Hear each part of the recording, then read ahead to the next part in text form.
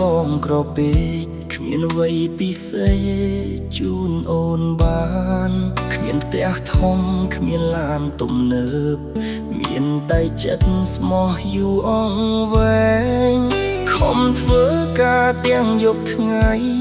ដើម្បីសាងក្តីស្រមៃយើងតែចុងក្រោយអូនបែកចិត្តទុកឲ្យបងឈឺចាប់តែម្នាក់ឯងបងមិនខឹង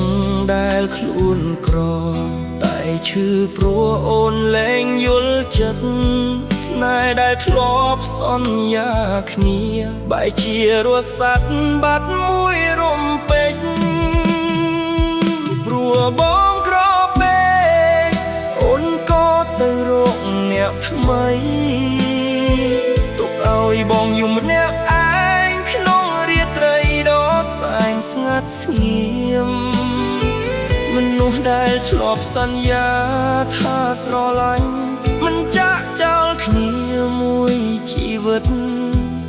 ទីបំផុតក៏បោះដៃបងព្រោះបងគ្មានអ្វីដូចគេបងមិនស្ដាយទ្រព្យដែលគ្មានតែស្ដាយពេលវេលាដែលខំស្រឡាញ់អូនដោយស្មងបើថ្ងៃណាអូននឹកឃើញមនុស្សដែលធ្លាប់ស្រឡាញ់អូនអស់ពីចិត្តប្រហែលពេលនោះបងបានរៀនរស់ដោយគ្មានអូនទៅហើយព្រោះបងក្រពេកទើបបាត់បង់មនុស្សដែលបងស្រឡាញ់សល់តែអនុស្សាវរីយ៍នឹងទឹកភ្នែកដែលហូរមិនចេះស្ងួត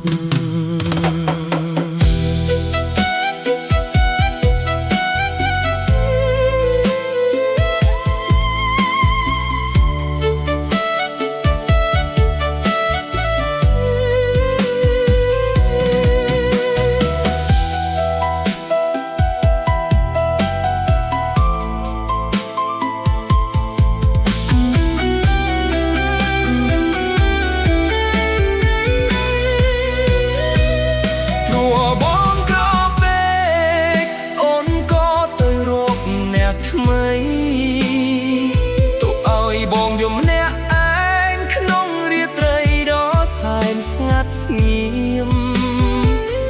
នោះដែលធ្លាប់សន្យាថាស្រឡាញ់មិនចាក់ចោលគ្នាមួយជីវិតទីបំផុតក៏បោះដៃបងព្រោះបងគ្មានអ្វីដូចគេ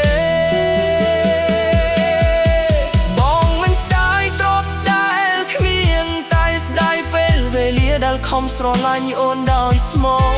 បើថ្ងៃណាអូននឹកឃើញមនុស្សដែលធ្លាប់ស្រឡាញ់អូនអស់ពីចិត្តប្រហែលពេលនោះ